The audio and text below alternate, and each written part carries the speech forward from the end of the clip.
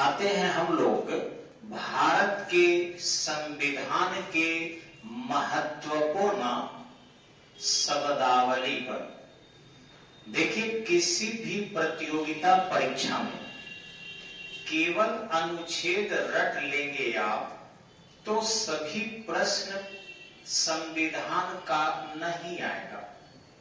हम लोग समझते हैं कि केवल अनुच्छेद के कुछ चीजों को पढ़ ले तो शायद हम लोग सफल हो जाएंगे, लेकिन ऐसी चीज नहीं है। दूसरा कि कुछ ट्रिकी जीके जीएस के पॉइंट भी इस तरीके से हमारे फेसबुक पर आ रहे हैं या यूट्यूब पर आ रहा है या सर्च करने पर गूगल में आ रहे हैं कि हम आनंदित हो जाते हैं कि हमें उतना ही पढ़ लेने से काम चल जाएगा। लेकिन ऐसा कुछ भी नहीं है। वो जो देते हैं वो ये जरूर कहा जा सकता है, अंधा में काना राजा।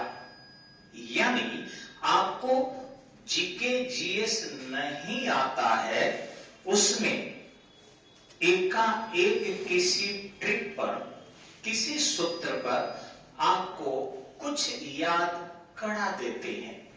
लेकिन ध्यान रखेंगे, आपकी प्रतियोगिता अशिक्षितों के बीच नहीं है। आपके प्रतियोगिता में जो भी बैठने वाले प्रतियोगी छात्र हैं वे सभी के सभी बहुत ही मेहनती है। अब आप सोचिए कि अभी सचिवालय सहायक की बहाली 300 से कुछ कम ही निकला है, और जब दरोगा की बहाली में 6 लाख 7 लाख लोग आवेदन दे रहे हैं, तो इसमें भी वो डालेंगे। 7 लाख लड़के जो दौड़कर पढ़कर सफल होना चाह रहे हैं वो ग्रेजुएट है केवल बिहार के परीक्षा के लिए। तो ऐसे भी होंगे जो नहीं दौड़ सकते अथवा उनकी लंबाई कम होगी, वे लोग भी आवेदन देगा, अर्थात 8 लाख भी आवेदन जा सकते हैं। अब उन 8 लाख लड़कों में थोड़ा माइन्यूटली समझिएगा, बड़ी दिमाग लगाना है। 8 लाख लड़कों में मात्र 250 या 285 स्थान है जिनको फाइनल ज्वाइन कराया जाएगा। बहाली आई हुई है अभी आपको। अब बताइए कि आप अगर वही लापरवाह प्रकार के केवल गूगल पढ़ते रहेंगे तो अभी शर्मा जी का कोस्ट गार्ड दोनों रिटेन निकल गया है और वे मेडिकल के लिए 12 फरवरी 2022 को उनका डेट है, उड़ीसा के चिल्का झील के पास बुलाया गया है। अभी जब वो गुप्ता जी से अपनी आंख दिखाने गए थे तो 6/12 आया है।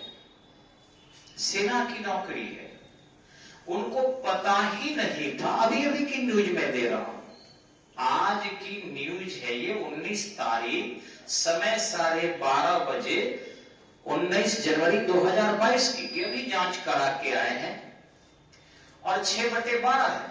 अब आप सोचिए कि उनका क्या होगा। 6/12 6/12 का नहीं होता है। उनको 3 ही पंक्ति ऊपर की पढ़ पा रहे हैं, उसके नीचे की नहीं। मैंने पूछा ये आंख इतना खराब कैसे हो गया? उनका अभी आयु है 19 वर्ष। तो बोले सर आज तक मैंने चश्मा नहीं लगाया। आपको पता है मैं चश्मा लगाता हूं, मेरे आंख की क्षमता अभी भी विदाउट चश्मा 6/6 है। सर्टिफिकेट से 51 वर्ष का हूं, ऐसे 56 वर्ष का हूं, लेकिन मैंने खुद कुछ दिन पहले जांच कराया था, 6/6 आया। फिर मैंने कहा मेरी आंख दुखने लगती है।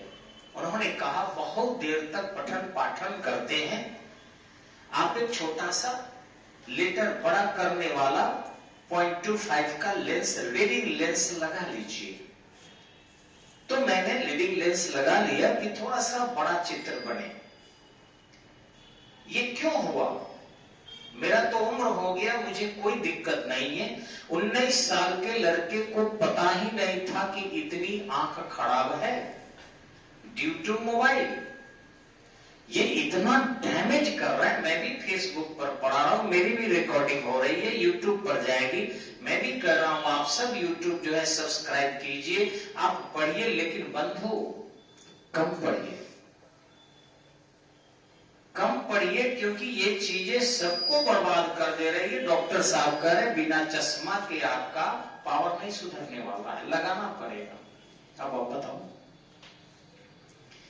कि उन्हें चश्मा लगाना पड़ जाएगा। 6/12 आ गया है। मैंने कुछ दवा उनको अभी दिया है, मैं ठीक भी कर लूंगा उनको, ये भी विश्वास है। कैसे करूंगा वो मैं जानता हूं, मैं पास भी करा दूंगा उनको। कैसे? उनकी आंखें आंख ठीक करके, नॉट पैर भी। लेकिन ये निवेदन कर रहा हूं आपको कि वो जो आप गूगल पर जादू पढ़ रहे हैं, ट्रिक से शब्द रट रहे हैं, ये आपको ट्रिक भूलते ही, जैसे हनुमान चालीसा आप कोई आगे आगे गाए या एक शब्द बोल दे तो आप पूरी दोहा बोल देते हैं, लेकिन कहीं अटक गए तो फिर अटक गए। इसलिए अगर समझ के पढ़ेंगे आप तो आप नहीं फंसेंगे। उसी समझ के अंतर्गत आपको कुछ संविधान की शब्दावलियों की चर्चा में करने जा रहा हूं। देखेंगे ये है गुलेटिन। गुलेटिन महोदय एक साइंटिस्ट थे जिन्होंने फांसी के फंदे को बनाया था। वो एक वैज्ञानिक थे। पहले लोगों को फांसी पर झुलाया जाता था, अपराधियों को राजा के माध्यम से या न्यायाधीश के आदेशानुसार, तो बहुत कष्टकारक मृत्यु होती थी। उसको उन्होंने सुलभ करने के लिए एक ऐसा फांसी का मशीन बनाया जिससे उनकी जो स्थितियां थी जल्दी जल्दी फांसी दिया जाने लगा और जो अपराधी थे उनको कम से कम कष्ट होने लगे। लेकिन अपराध बढ़ गया। इस पर सबसे पहले इस गुलेटिन महोदय को ही उनके बनाए गए फांसी के फंदे पर झुलाया भी गया। ये खुद आधुनिक मशीनीकृत फांसी के फंदा बनाए थे। जीके हुआ कि गुलेटिन कौन थे? तो फांसी के फंदे बनाने वाले वैज्ञानिक थे। और उनके फांसी के फंदे पर सबसे पहले किसे झुलाया गया? तो स्वयं गुलेटिन को ही झुलाया गया। अब हमारे संविधान में भी इसी शब्द का प्रयोग किया जाता है। इस प्रस्ताव को गला घोंटू प्रस्ताव भी कहते हैं, गुलेटिन कहते हैं। अर्थात सरकार का नियम है कि कोई भी प्रस्ताव सदन में लाती है। अब डिफिनीशन में दे रहा हूं, सुनिएगा। यदि सरकार कोई भी प्रस्ताव सदन में लाती है और बिना डिस्कशन किए, बिना उस पर चर्चा किए उस प्रस्ताव को पारित कर देती है, उसे ही गुलेटिन कहते हैं। कोई भी विधेयक, कोई भी कानून, कोई भी प्रस्ताव यदि सदन में बिना सदस्यों के बीच उसके लाभ हानि का चर्चा किए पास तब पास। मनमोहन सिंह के सरकार में हम लोग देखे थे, पूर्ण बहुमत में वो नहीं थे, लेकिन क्या तो सदन का समय बीता जा रहा है तो केवल बोला जाता था प्रस्ताव संख्या 1 2 3 4 5 6 7 8 9 10 11 12 13 14 15 पास, डब डब डब डब पास। अब वो क्या है, न सदन के लोग समझे और न देश की जनता समझी। तो इस टाइप के जब प्रस्ताव सदन में लाया जाता है तो उसको क्या कहते हैं? गुलेटिन करते हैं। दूसरा है आपका 17वां।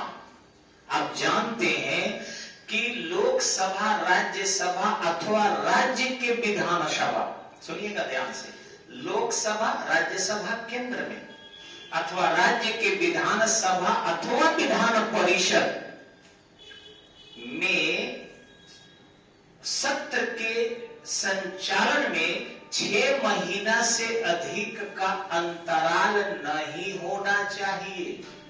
यानी ये अगर मान लीजिए आपकी कक्षा चल रही है और फिर 6 महीना बाद कक्षा चले तो गलत है, कोचिंग है।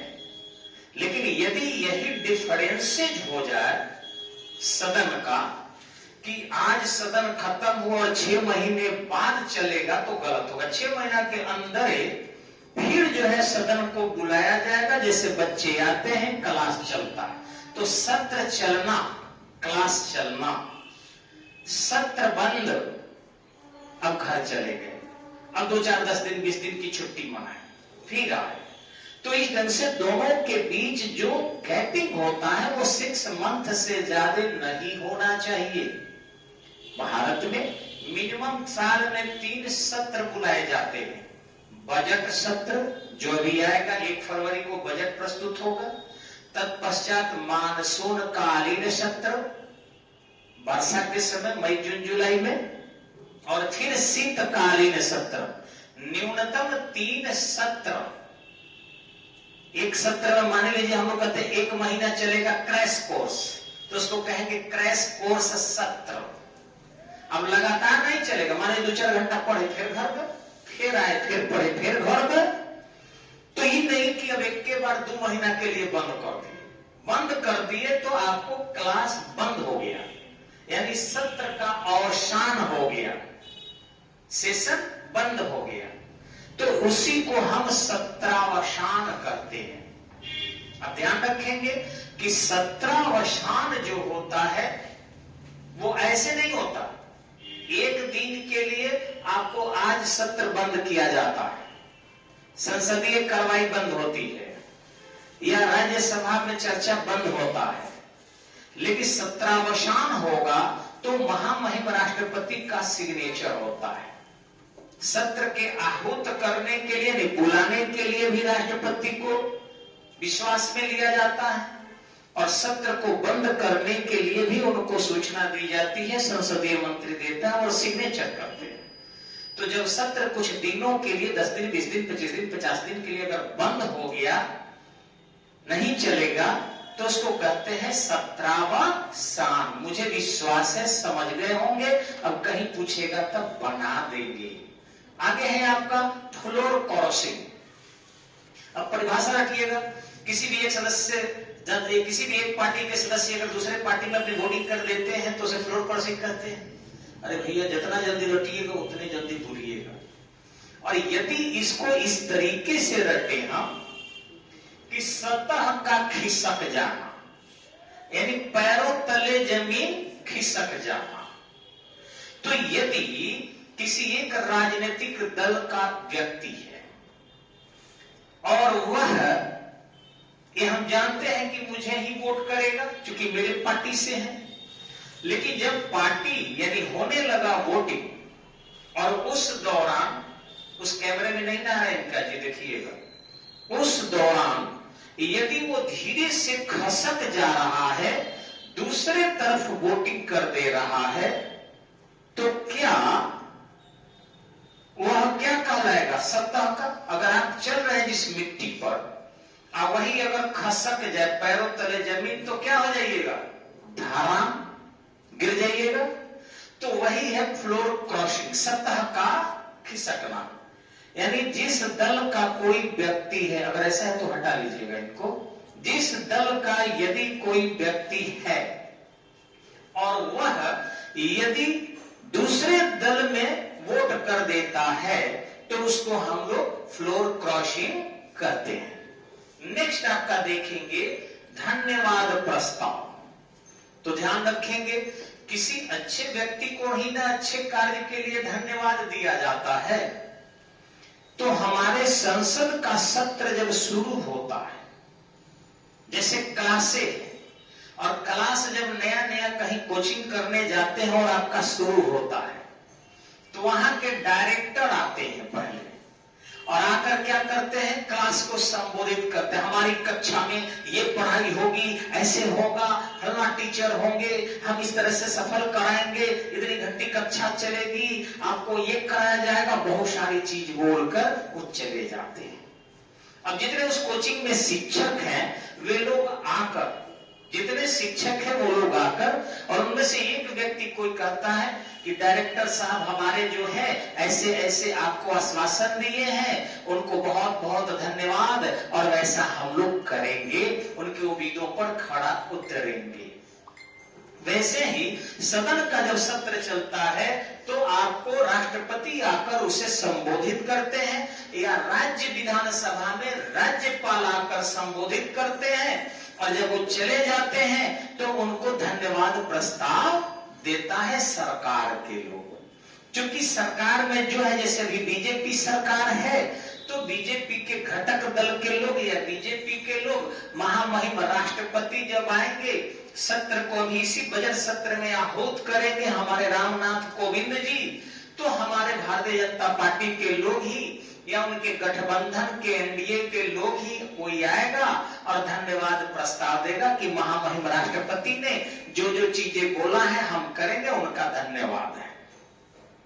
लेकिन जो राष्ट्रपति पढ़ते हैं, ध्यान रखिएगा, मैंने ये नहीं कहा बोलते हैं, कहते हैं, वो रीड करते हैं, उस सरकार का ही लिखा हुआ पत्र होता है। डायरेक्टर आने के पहले पूछ लेता है, रीजनिंग वाले सर आप कौना किताब से पढ़ाइएगा, मैथ वाले सर आप कौना किताब से और कैसे पढ़ाइएगा, इंग्लिश वाले सर आप किस तरीके से कॉम्पिटिटिव इंग्लिश पढ़ाइएगा, जीके वाले सर आप कैसे पढ़ाइएगा। तब आके कहेगा कि हमारे एमके सर जो है जीके में इतनी उपलब्धि हासिल किए हैं, ऐसे ऐसे रणनीति बनाए हैं, हमारे अजेंद्र डिसिल्वा जी ऐसे ऐसे आए हैं, ऐसे ऐसे आपको करेंगे।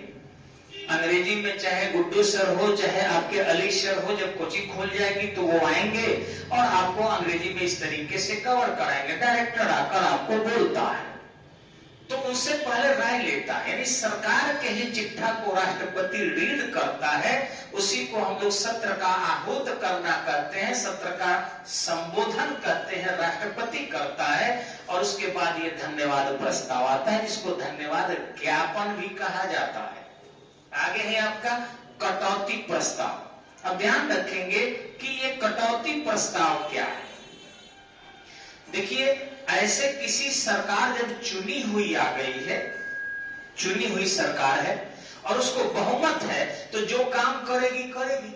जैसे घर के कोनो पत्तो है, किचन में उसको डाल दिए हैं, अब खाना बना रही है, तो आपको क्या अधिकार है कि वो पत्तो भी हस्तक्षेप नहीं करेगी और आप भी नहीं करेंगे। बना रही है, सरकार चला रही है, चला रही है। लेकिन अगर पतोह को मन करे कि हमको नैहर जाना है, तो क्या झगड़ा करेगी कि हमको नैहर जाना है? नहीं, वो क्या करेगी, थोड़ा खाना में नमक डाल देगी। आप खाइएगा तो नमक ज्यादा पूछिएगा, कैसे खाना में नमक ज्यादा हो गया, क्या कहेगी, माथा चैन में है हमारा, नैहर में बहन के शादी है, बड़की जीजा जी आ रहे हैं, बड़की दीदी आ रही है, वो लोग बहुत गहना गुड़िया पेटी उटी कर लिया है, हमारे इस घर में तो खाने बनाते बनाते हैरान है, अभी तक मार्केटिंग शॉपिंग नहीं की है, माथा हमारा ठीक है, नून पड़ गए तुम पर। यानी नून के बहाने वो क्या कर रही है, नैहर जाने की व्यवस्था कर रही है, मरीचे ज्यादा डाल दी। तो यही है, सरकार यदि कोई प्रस्ताव लाती है तो उस प्रस्ताव को रोकने का हक विपक्ष को नहीं है, लेकिन हाँ, सदन को यह हक जरूर है कि वो पैसा दे उस प्रस्ताव के खर्च के लिए। तो विपक्ष के लोग, कोई भी व्यक्ति खड़ा होकर क्या कहता है कि भैया हम आपके इस कार्य के लिए इतनी ही राशि देंगे। अब ध्यान रखेंगे कि इसमें दो प्रकार का कटौती प्रस्ताव आता है। एक आता है आपका सांकेतिक कटौती और एक आता है प्रस्ताव कटौती। अब सांकेतिक कटौती का मतलब क्या है? मान लीजिए तनी नूने ज्यादा पड़ल है, अब परिवार के लोग झगड़ा नहीं चाह रहा है, खा लिया या उस आइटम को छोड़ दिया या तनी पानी मिला दिया, नमक बराबर हो जाएगा, तू फेंक दो, हम ना माने हर बात खत्म। लेकिन ये हो गया आपको सांकेतिक कटौती। यानी मान लीजिए कि अब गांधी सेतु या ओवर ब्रिज है बनाना है डबल डेकर छपरा का, और इसमें यदि प्रस्ताव आया सदन में और विपक्ष केवल इतना कहे कि जो छपरा का डबल डेकर 150, 200 जितना करोड़ का है या 500 करोड़ का है, हम उसमें 1 रुपया आपको कम दे रहे हैं। भैया तो 1 रुपया कम होने से क्या पुल नहीं बनेगा? बनेगा। लेकिन साथ ही वो एक शब्द बोलेगा कि आपके छपरा के डबल डेकर कार्यक्रम को हम इसलिए नहीं चाहते हैं कि पैसा पूरा दिया जाए, 1 रुपया कम दिया जाए, इसलिए क्योंकि पुल के अलावा अन्य भी तो बहुत से पुराने पुल है, उसको पहले बनाया जाए, वहां की सड़कें तो पहले दुरुस्त की जाए। जिस पुल के लिए जो इतना खर्च हो रहा है, उस पुल से आखिर कौन जाएंगे? जब सड़क ही नहीं होगा, आखिर उस पुल से जाने वाले जब पटना के लोग होंगे, तो पटना से छपरा जाने के लिए पहले सामान्य रास्ता नहीं है, फिर पुल बन रहा है। ये सरकार लापरवाह है, गलत कर रही है। एक भी सड़क सही नहीं है जिसे छपरा पहुंचा जा सके अथवा छपरा से बाहर जाया जा सके, और पुल की एक बहाना है। तो 1 रुपया कटौती करके और किया क्या जाता है? डिस्कशन किया जाता है। झगड़ा ना होला, टेंट बेसा के झगड़ा की नौल, थूक फेंक के फैटा पोइटी कोईल, वही होता है सांकेतिक कटौती प्रस्ताव। और प्रस्ताव कटौती प्रस्ताव जब होगा तो उसमें क्या होता है? कहा जाएगा हमें कोई ऐतराज नहीं, आप डबल डेकर बनाइए, आपका 700 करोड़ का है, ठीक है बनाइए, हमको दिक्कत नहीं है, बशर्ते हम 100 रुपया जो है उसके लिए राशि देंगे। 100 रुपया पुल बनी, फाइल तो मेंटेन ना हुई होगा, हमारे इंजीनियर लोग सिग्नेचर ना करे जब तक लोग करोड़ों ना मिले। तो इस तरीके से वो तय करता है अपना, तो उसको बोलते हैं वो प्रस्ताव कटौती, अर्थात प्रस्ताव ही जो है वो नहीं रहेगा। अब रहा आपको कार्य स्थगन प्रस्ताव। कई बार होता क्या है कि किसी चीज पर कार्य चल रहा होता है और उस कार्य पर जो है लंबा समय लगता है, तब तक मान लीजिए कहीं भूकंप आ गया, कहीं बाढ़ आ गई, कहीं वज्रपात हो गया, कहीं आतंकवादी हमले हो गए, कहीं चीन से जो है कोई सीमा का उल्लंघन कर दिया, कोई पाकिस्तान से सीमा का उल्लंघन कर दिया। तो इन ज्वलंत मुद्दे पर चर्चा के लिए पहले से चल रहे जो ये कार्य है, स्पीकर को अथवा उप सभापति, सभापति जो भी पीठासीन अधिकारी है, उनसे कहा जाता है कि जो सदन में कार्य चल रहा है पहले इसको रोका जाए। मान लीजिए हमारे बच्चे कक्षा में खूब पढ़ रहे हैं और हम किसी विषय के डिस्कशन में लगे हैं और ये मान नहीं रहे, बार बार आने की मान लीजिए कोशिश कर रहे हैं कि मेरा भी कैमरा में फोटो आए, तो हम क्या कर सकते हैं? कहेंगे भैया पढ़ाई थोड़ा देर रोका जाए, अब पहले इनको रोका जाए। तो वही है, जरूरी चीजें जो दिखती है उस कार्य को रोक कर और फिर जो बीच में डिस्टरबेंस आ रहे हैं उसको रोकने का कार्य किया जाता है, इसको कार्य स्थगन प्रस्ताव कहते हैं। आगे देखेंगे यहाँ अविश्वास प्रस्ताव। देखिए इसमें क्या होता है, यदि कोई सदन में है और उसको लग गया कि लोकसभा में बहुमत नहीं है, ध्यान रखिएगा यह अविश्वास प्रस्ताव किसी मुद्दे पर भी आता है, लेकिन राज्यसभा में अगर किसी विधेयक पर अविश्वास प्रस्ताव लाया गया कोई अंतर नहीं पड़ता, अगर वो गिर भी गया तो कोई अंतर। लेकिन लोकसभा में यदि कोई विधेयक गिर गया या उनको बहुमत नहीं है, ये पारित हो जाए तो सरकार उसी दिन क्या हो जाएगी? गई। इसलिए यहां अविश्वास प्रस्ताव जो है 6 महीना के अंतराल पर ही दोबारा ला सकते हैं। इसकी भी नियमावली नहीं, जब मन करे अविश्वास प्रस्ताव, फिर दूसरे दिन अविश्वास प्रस्ताव। एक बार अविश्वास प्रस्ताव आप ला दिए तो फिर 6 महीना तक अविश्वास प्रस्ताव आप नहीं लाएंगे। और एक और चीज, अविश्वास प्रस्ताव के लिए बेहद जरूरी है, बेहद जरूरी है, बढ़िया से सुनेंगे हम सब। अविश्वास प्रस्ताव के लिए बेहद जरूरी है सदन के कुल सदस्यों की संख्या के 1/10 सदस्य होना चाहिए। अगर 1/10 सदस्य उपस्थित होकर नहीं कहते हैं तो अविश्वास प्रस्ताव की शुरुआत नहीं होगी, और अगर ये स्टार्ट हो गया तो फिर बहुमत से जो है अविश्वास प्रस्ताव पारित करना होगा। जैसे ही पारित हो गया वैसे ही सरकार खल्लास, खत्म। फिर जो है हमारे प्रधानमंत्री मंत्रिमंडल कार्यवाहक रह जाएंगे और यथाशीघ्र महामहिम राष्ट्रपति चुनाव की चर्चा घोषणा करेंगे, अथवा कोई अन्य दल अगर सत्ता में आना चाहे तो आ सकता है। जी आगे, यह है आपका काम रोको प्रस्ताव। तो जैसे आपने देखा कि कार्य स्थगन प्रस्ताव, यही है, इसी प्रकार से है काम रोको प्रस्ताव। यानी कोई भी सदन में कार्य चल रहा है, केवल नाम का अंतर है, और जरूरी कोई मुद्दा आ गया, चाहे राष्ट्रीय महत्व का हो, अंतर्राष्ट्रीय महत्व का हो, जिसका भारत पर प्रभाव पड़ने वाला है, तो कोई भी सदस्य उठकर सभापति अथवा अध्यक्ष महोदय को, अथवा जो अभी वर्तमान में पीठासीन है उसको कह सकता है कि महामहिम, ये जो काम चल रहा है इसको रोका जाए, ये ज्वलंत मुद्दे हैं, पहले इस पर जो है हम लोग चर्चा परिचर्चा कर लें।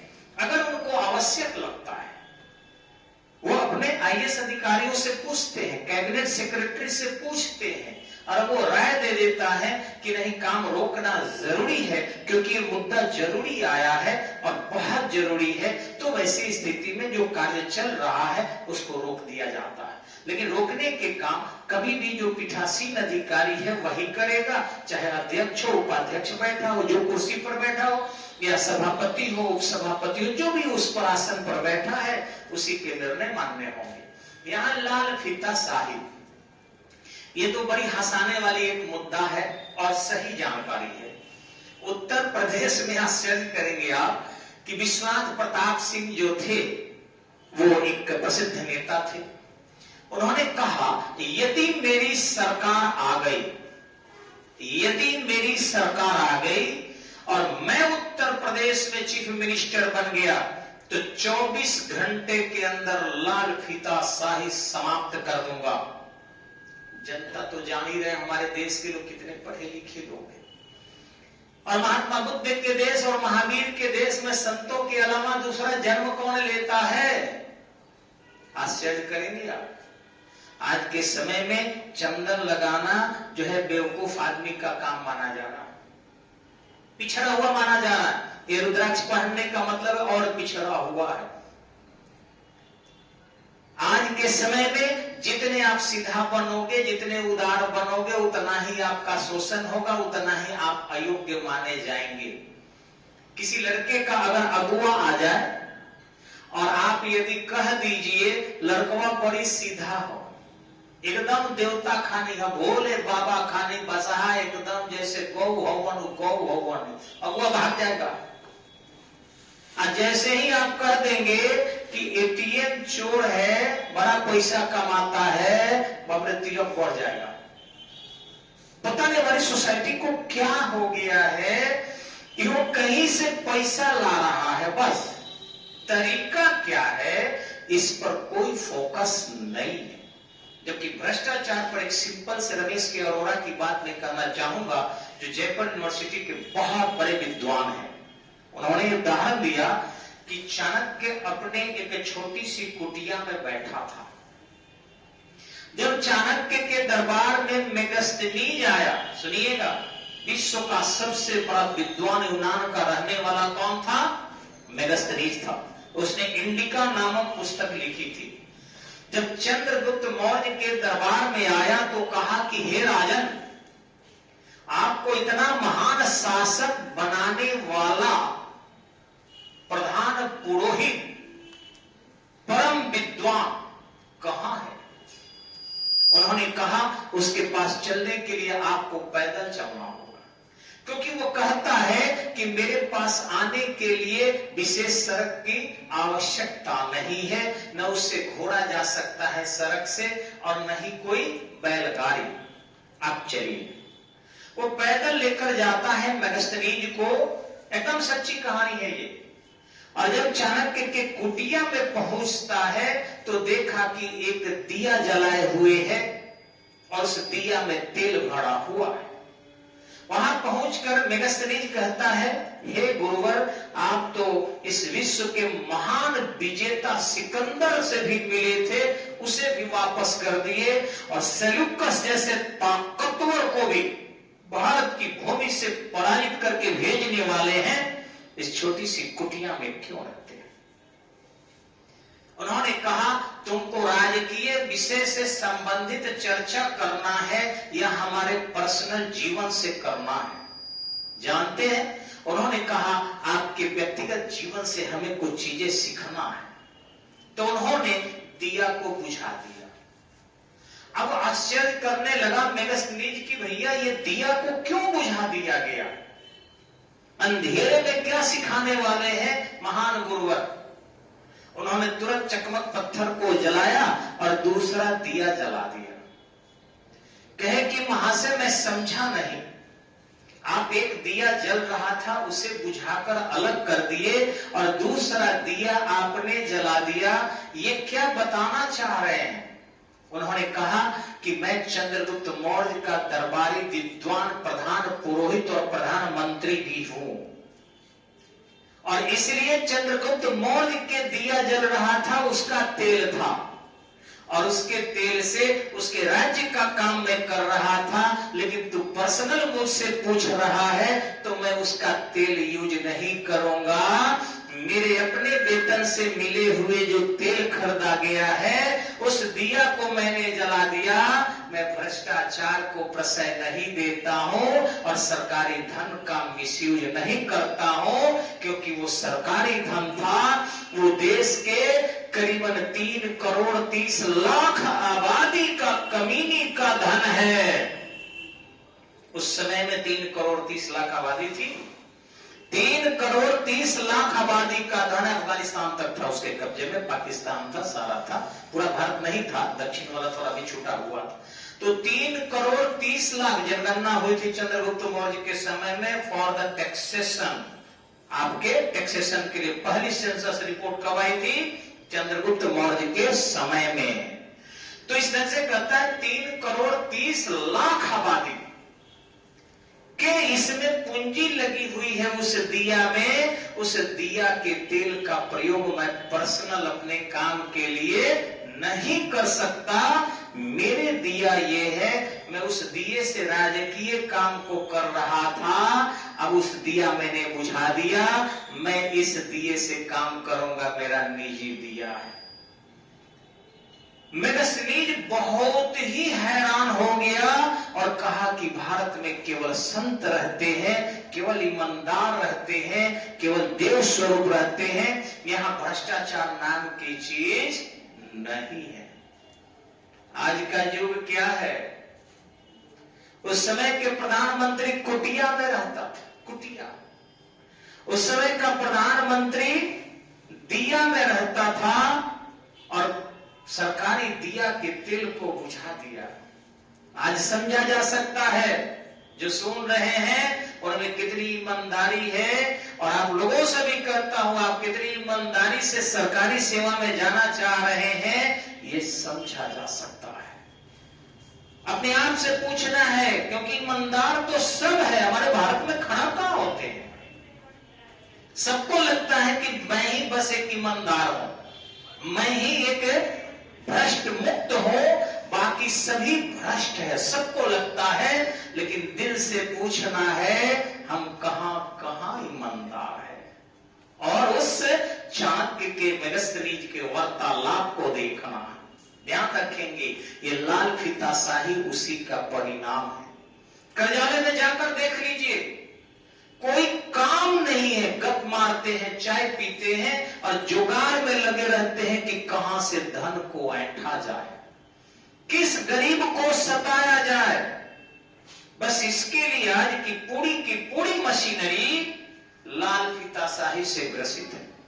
हमारे विश्वनाथ प्रताप सिंह जब मुख्यमंत्री बन गए और 23 घंटा हो गया, लाल फीताशाही समाप्त नहीं हुई।